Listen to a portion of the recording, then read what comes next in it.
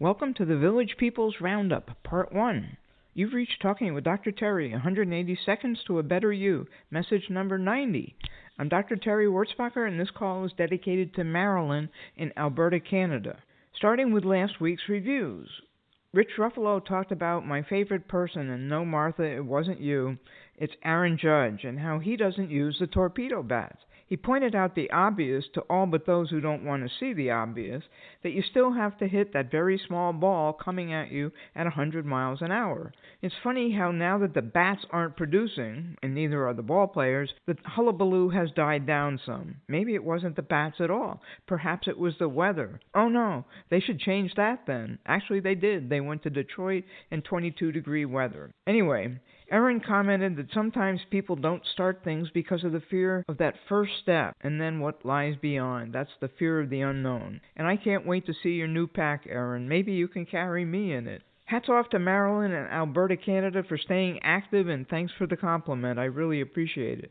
April feels that one reason you should write things down and put them where you can review them is that often you have to have things in the front of your mind. If you write them down, put them in your wallet, it's easy to forget. And these things are uncomfortable, so if you don't have them in the front of your mind, it's very easy to put off and not do. I can certainly identify with that. Tim was like Lise. He was driving the other day and missed a turn, and then he saw a beautiful park that he'd never seen before.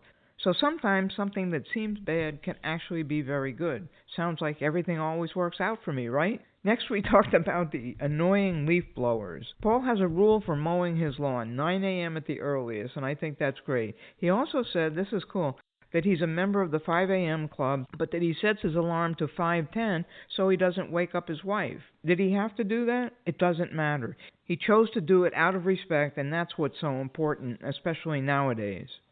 Then we talked about the new norm. Karen said the new norm is helpful as it signals that we can make it through whatever change we have to endure. We will get balanced and absorb all of this. Ramona was so kind in telling me her heartwarming story about her need for a new and different routine, and my heart goes out to you, Ramona.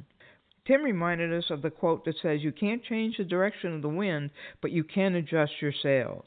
Lise also said one of the greatest strengths is the ability to adjust. Chad Smith had a meaning for the B in his acronym, but I couldn't hear all of it, so I'd love it if he'd tell it to me again. So that's it for today. I'll see you tomorrow.